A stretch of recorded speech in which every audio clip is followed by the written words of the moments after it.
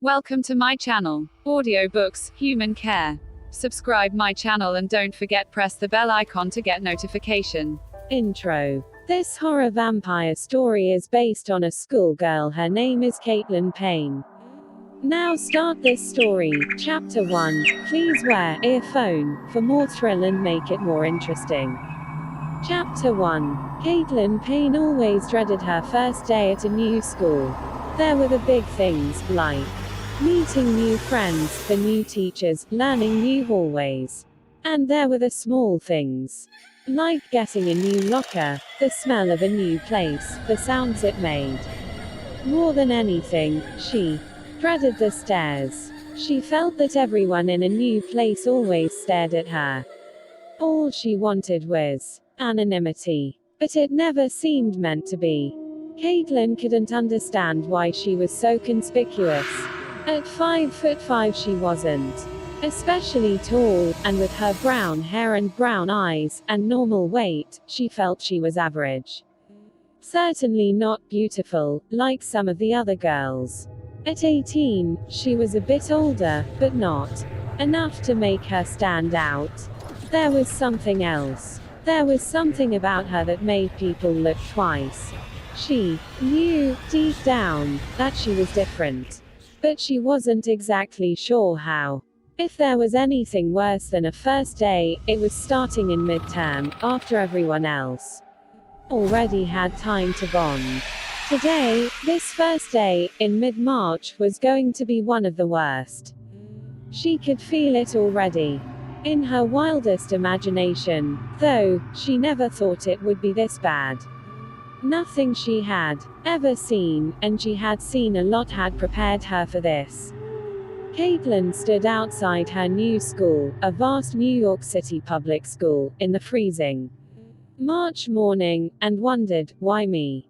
She was way underdressed, in just a sweater and leggings, and not even remotely prepared for the noisy chaos that greeted her. Hundreds of kids stood there, clamoring, screaming, and shoving each other. It looked like a prison yard. It was all too loud. These kids laughed too loud, cursed too much, shoved each other too hard. She would have thought it was a massive brawl if she didn't spot some smiles and mocking laughter. They just had too much energy, and she, exhausted, freezing, sleep-deprived, couldn't understand where it came from. She closed her eyes and wished it would all go away. She reached into her pockets and felt something, her iPod. Yes. She put her headphones in her ears and turned it up. She needed to drown it all out. But nothing came. She looked down and saw the battery was dead.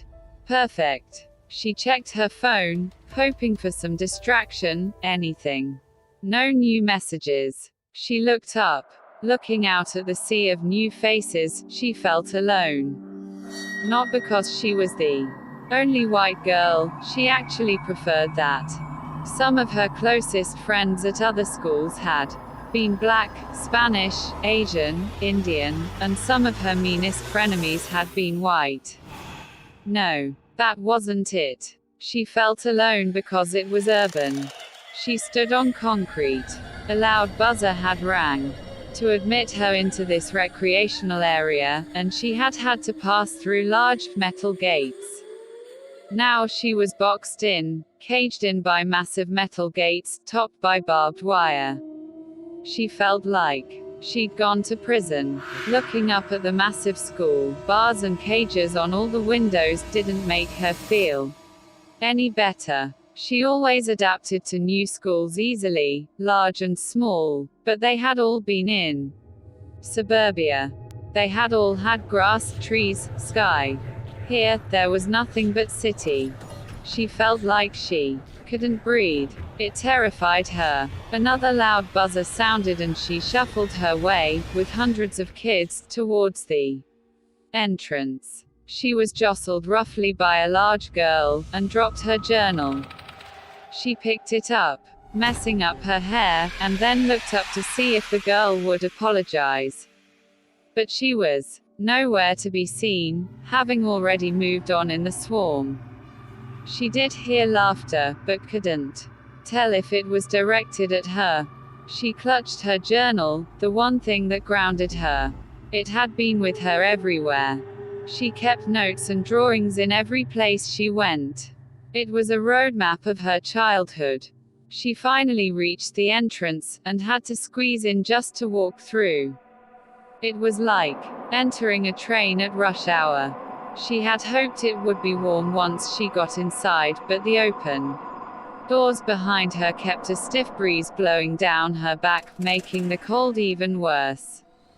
2 large security guards stood at the entrance, flanked by 2 New York City policemen in full uniform, guns conspicuously at the side. "Keep moving," commanded one of them. She couldn't fathom why 2 armed policemen would have to guard a high school entrance. Her feeling of dread grew. It got much worse when she looked up and saw that she'd have to pass through a metal detector with airport-style security. 4 more armed policemen stood on either side of the detector, along with 2 more security guards. "Empty your pockets," snapped a guard. Caitlin noticed the other kids filling small plastic containers with items from their pockets. She quickly did the same, inserting her iPod, wallet, keys. She shuffled through the detector, and the alarm shrieked. "You!" snapped a guard. Off to the side. Of course. All the kids stared as she was made to raise her arms, and the guard ran the handheld scanner up and down her body. "Are you wearing any jewelry?" She felt her wrists, then her neckline, and suddenly remembered her cross. "Take it off," snapped the guard. It was the necklace her grandmother gave her before she passed, a small, silver cross, engraved with a description in Latin which she never had translated. Her grandmother told her it was passed down by her grandmother. Caitlin wasn't religious, and didn't really understand what it all meant, but she knew it was hundreds of years old, and it was by far the most valuable thing she owned. Caitlin lifted it from her shirt, holding it up, but not taking it off. "I'd rather not," she answered. The guard stared at her, cold as ice. Suddenly, a commotion broke out. There was shouting as a cop grabbed a tall, thin kid and shoved him against a wall, removing a small knife from his pocket. The guard went to assist, and Caitlin took the opportunity to slip into the crowd, moving its way down the hall. Welcome to New York Public School, Caitlin thought. Great. She was already counting the days to graduation. Asterisk. The hallways were the widest she'd ever seen. She couldn't imagine that they could ever be filled, yet somehow they were completely packed, with all the kids crammed in shoulder to shoulder. There must have been thousands of kids in these halls, the sea of faces stretching endlessly. The noise in here was even worse, bouncing off the walls, condensed. She wanted to cover her ears, but she didn't even have elbow space to raise her arms.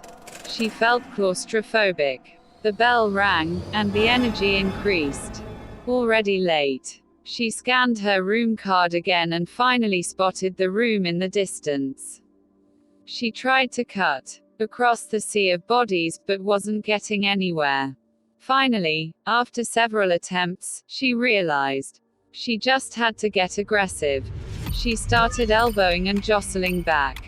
One body at a time, she cut through all the kids, across the wide hall, and pushed the heavy door open to her classroom. She braced herself for all the looks as she, the new girl, walked in late. She imagined the teacher scolding her for interrupting a silent room. But she was shocked to discover that was not the case at all. This room, designed for 30 kids but holding 50, was packed. Some kids Saturday in the seats, and others walked the aisles, shouting and yelling at each other. It was mayhem. The bell had rang 5 full minutes ago, yet the teacher, disheveled, wearing a rumpled suit, Hadn't even started the class. He actually Saturday with his feet up on the desk, reading the paper. Ignoring everyone, Caitlin walked over to him and placed her new ID card on the desk. She stood there and waited for him to look up, but he never did. She finally cleared her throat. "Excuse me." He reluctantly lowered his newspaper. "I'm Caitlin Payne. I'm new. I think I'm supposed to give you this. I'm just a sub," he replied, and raised his paper, blocking her. She stood there, confused. "So," she asked, "you don't take attendance? Your teacher's back on Monday," he snapped. "He'll deal with it." Realizing the conversation was over, Caitlin took back her ID card. She turned and faced the room. The mayhem hadn't stopped. If there was any saving grace, at least she wasn't conspicuous. No one here seemed to care about her, or to even notice her at all. On the other hand, scanning the packed room was nerve-wracking. There didn't seem like any place left to sit. She steeled herself and, clutching her journal, walked tentatively down one of the aisles, flinching a few times as she walked between unruly kids screaming at each other. As she reached the back, she could finally see the entire room. Not one empty seat. She stood there, feeling like an idiot, and felt other kids starting to notice her. She didn't know what to do. She certainly wasn't going to stand there the entire period, and the substitute teacher didn't seem to care either way. She turned and looked again, scanning helplessly. She heard laughter from a few aisles away, and felt sure it was directed at her. She didn't dress like these kids did, and she didn't look like them. Her cheeks flushed as she started to feel really conspicuous. Just as she was getting ready to walk out of the class, and maybe even out of this school, she heard a voice. "Here." She turned. In the last row, beside the window, a tall boy stood from his desk. "Sit," he said. "Please."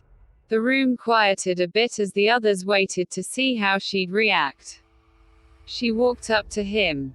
She tried not to look up into his eyes, large, glowing green eyes, but she couldn't help it. He was gorgeous. He had smooth, olive skin. She couldn't tell if he was black, Spanish, white, or some combination, but she had never seen such smooth and soft skin, complementing a chiseled jawline. His hair was short and brown, and he was thin. There was something about him, something so out of place here. He seemed fragile. An artist, maybe. It was unlike her to be smitten by a guy. She'd seen her friends have crushes, but she'd never really understood. Until now. "Where will you sit?" she asked. She tried to control her voice, but it didn't sound convincing. She hoped he couldn't hear how nervous she was. He smiled wide, revealing perfect teeth. "Right over here," he said, and moved to the large window sill, just a few feet away. She looked at him, and he returned her stare, their eyes fully locking. She told herself to look away, but she couldn't. "Thanks," she said, and was instantly mad at herself. "Thanks. That's all you could manage. Thanks. That's right, Barack," yelled a voice. "Give that nice white girl your seat." Laughter followed, and the noise in the room suddenly picked up again, as everyone ignored them once again. Caitlin saw him lower his head, embarrassed. "Barack?" she asked. "Is that your name?" "No," he answered, reddening. "That's just what they call me. As in Obama. They think I look like him." She looked closely and realized that he did look like him. "It's because I'm half black, part white, and part Puerto Rican." "Well, I think that's a compliment," she said. "Not the way they say it," he answered. She observed him as he Saturday on the window sill, his confidence deflated, and she could tell That he was sensitive, vulnerable, even. He didn't belong in this group of kids. It was crazy, but she almost felt protective of him. I'm Caitlin, she said, reaching out her hand and looking him in the eye. He looked up, surprised, and his smile returned. Jonah, he answered. He shook her hand firmly. A tingling sensation ran up her arm as she felt his smooth skin envelop her hand. She felt like she melted into him. He held her grip a second too long, and she couldn't help smiling back. Asterisk. The rest of the morning was dark, and Caitlin was hungry by the time she reached the cafeteria. She opened the double doors and was taken aback by the enormous room, the incredible noise of what seemed like 1,000 kids, all screaming. It was like entering a gymnasium, except that every 20 feet there stood another security guard, in the aisles, watching carefully. As usual, she had no idea where to go. She searched the huge room, and finally found a stack of trays. She took one, and entered what she thought was the food line. Don't you cut me, bitch. Caitlin turned and saw a large, overweight girl, half a foot taller than her, scowling down. I'm sorry, I didn't know. Line's back there. Snapped another girl, pointing with her thumb. Caitlin looked and saw that the line stretched back at least 100 kids. It looked like a 20-minute wait. As she started heading to the back of the line, a kid on the line shoved another one, and he went flying in front of her, hitting the ground hard. The first kid jumped on top of the other and started punching him in the face. The cafeteria erupted in a roar of excitement, as dozens of kids gathered around. Fight! Fight! Caitlin took several steps back, watching in horror the violent scene at her feet. 4 security guards finally came over and broke it up, separating the 2 bloody kids and carting them off. They didn't seem to be in any hurry. After Caitlin finally got her food, she scanned the room, hoping for a sign of Jonah. But he was nowhere in sight. She walked down the aisles, passing table after table, all packed with kids. There were few free seats, and the ones that were free didn't seem that inviting, adjacent to large cliques of friends. Finally, she took a seat at an empty table towards the back. There was just one kid at the far end of it, a short, frail Chinese boy with braces, poorly dressed, who kept his head lowered and focused on his food. She felt alone. She looked down and checked her phone. There were a few Facebook messages from her friends from her last town. They wanted to know how she liked her new place. Somehow, she didn't feel like answering. They felt so far away. Caitlin barely ate, a vague feeling of first-day nausea still with her. She tried to change her train of thought. She closed her eyes. She thought of her new apartment, a 5th-floor walk-up in a filthy building on 132nd Street. Her nausea worsened. She breathed deeply, willing herself to focus on something, anything good in her life. Her little brother, Sam, 14 going on 20. Sam never seemed to remember that he was the youngest. He always acted like her older brother. He'd grown tough and hardened from all the moving around, from the dads leaving, from the way their mom treated them both. She could see it was getting to him and could see that he was starting to close himself off. His frequent school fights didn't surprise her. She feared it would only get worse. But when it came to Caitlin, Sam absolutely loved her. And she him. He was the only constant in her life, the only one she could rely on. He seemed to retain his one soft spot left in the world for her. She was determined to do her best to protect him. Caitlin. She jumped Standing over her, tray in one hand and violin case in the other, was Jonah. Mind if I join you? Yes, I mean no, she said, flustered. Idiot, she thought. Stop acting so nervous. Jonah flashed that smile of his, then Saturday across from her. He Saturday erect with perfect posture, and put his violin down carefully beside him. He gently laid out his food. There was something about him, something she couldn't quite place. He was different than anyone she'd ever met. It was like he was from a different era. He definitely did not belong in this place. How's your first day? He asked. Not what I expected. I know what you mean, he said. Is that a violin? She nodded to his instrument. He kept it close, and kept one hand resting on it, as if afraid someone might steal it. It's a viola, actually. It's just a little bigger, but it's a much different sound. More mellow. She'd never seen a viola, and hoped that he'd put it on the table and show her. But he didn't make a move too, and she didn't want to pry. He was still resting his hand on it, and he seemed protective of it, like it was personal and private. Do you practice a lot? Jonah shrugged. A few hours a day, he said casually. A few hours. You must be great. He shrugged again. I'm okay, I guess. There are a lot of players much better than me. But I am hoping it's my ticket out of this place. I always wanted to play the piano, Caitlin said. Why don't you? She was going to say, I never had one, but stopped herself. Instead, she shrugged and looked back down at her food. You don't need to own a piano, Jonah said.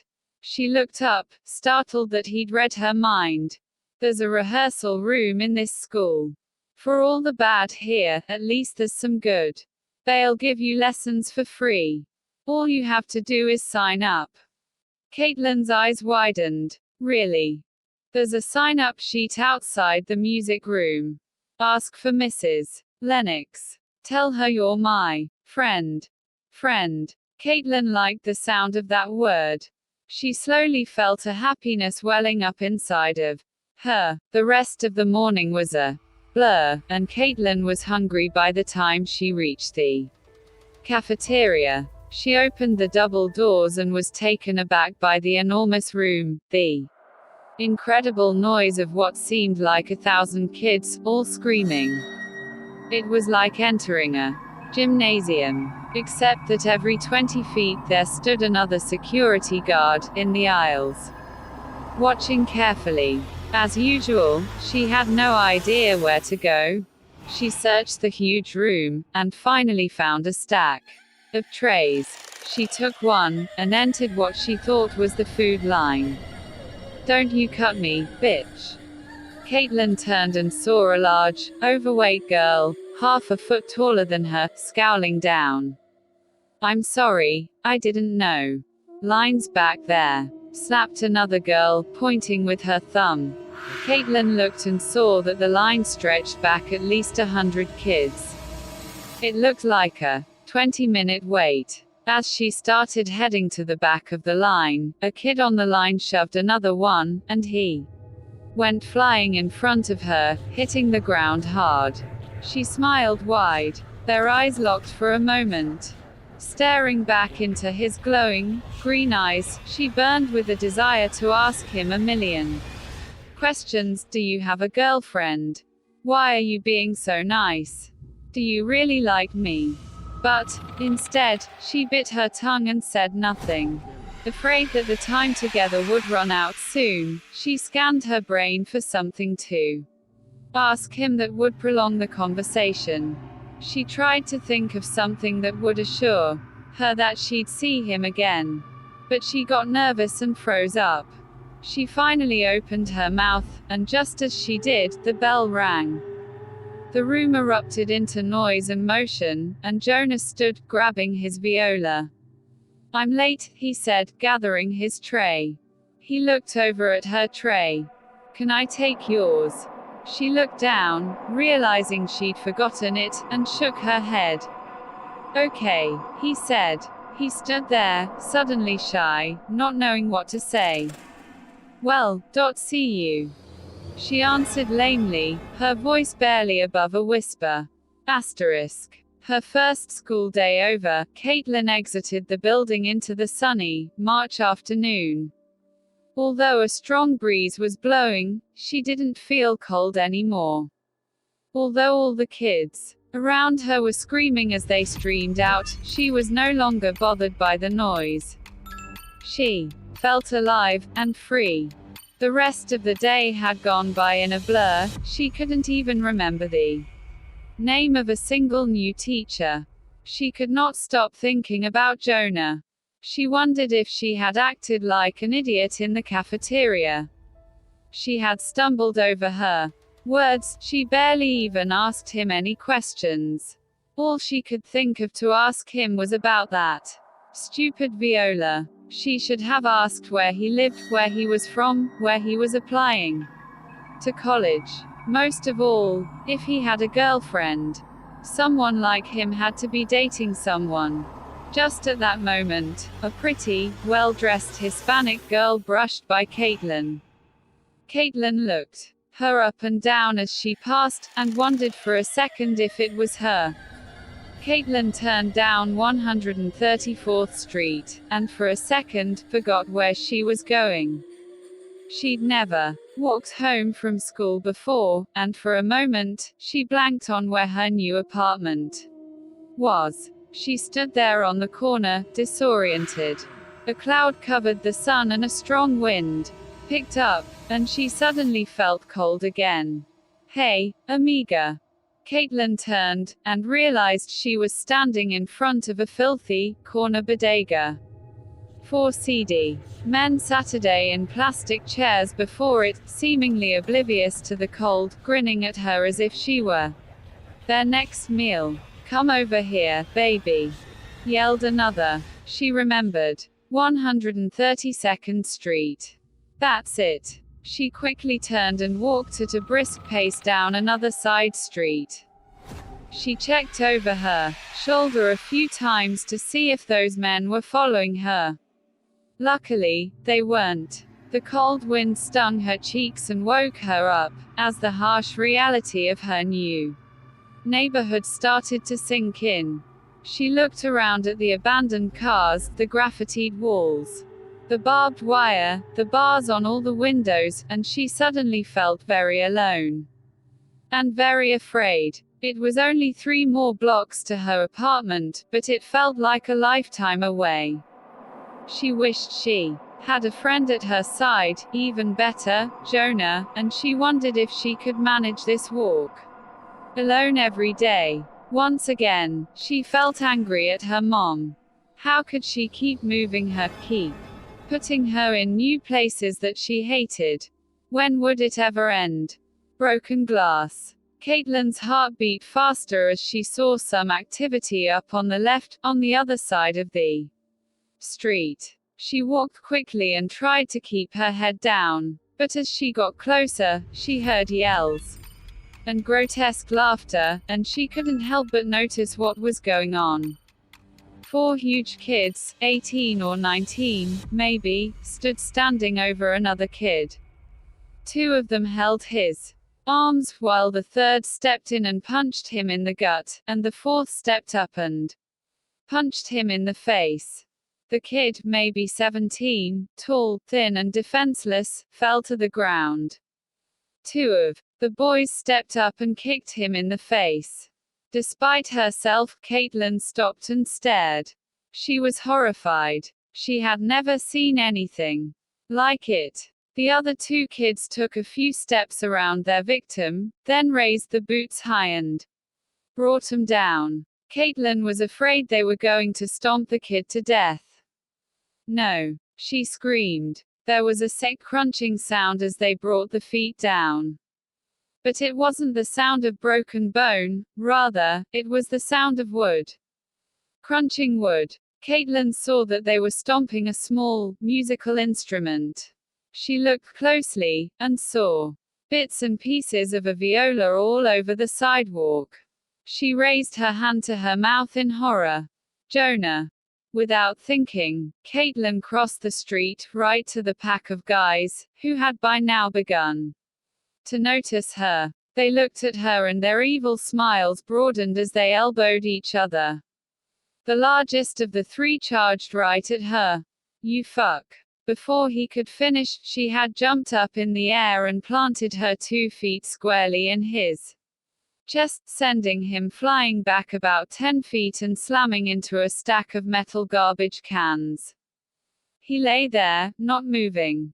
The other 2 kids looked at each other, shocked and truly scared. Caitlin stepped up and, feeling an inhuman strength course through her, and heard herself snarl as she picked up the 2 kids, each twice her size, hoisting each several feet off the ground with a single hand. As they hung dangling in the air, she swung them back, then swung them together, crushing each into the other with an incredible force. They both collapsed to the ground. Caitlin stood there, breathing, foaming with rage. All 4 boys were not moving. She didn't feel relieved. On the contrary, she wanted more. More kids to fight. More bodies to throw. And she wanted something else. She suddenly had crystal clear vision, and was able to zoom in on their necks, exposed. She could see down to the 1/10 of an inch, and she could see, from where she stood, the veins pulsing in each. She wanted to bite. To feed. Not understanding what was happening to her, she tossed her head back and let out an unearthly shriek, echoing off the buildings and down the block. It was a primal shriek of victory. And of unfulfilled rage. It was the shriek of an animal that wanted more. Now end of chapter 1, chapter 2 coming soon. Please subscribe my channel for more updates. Thanks for watching. See you again.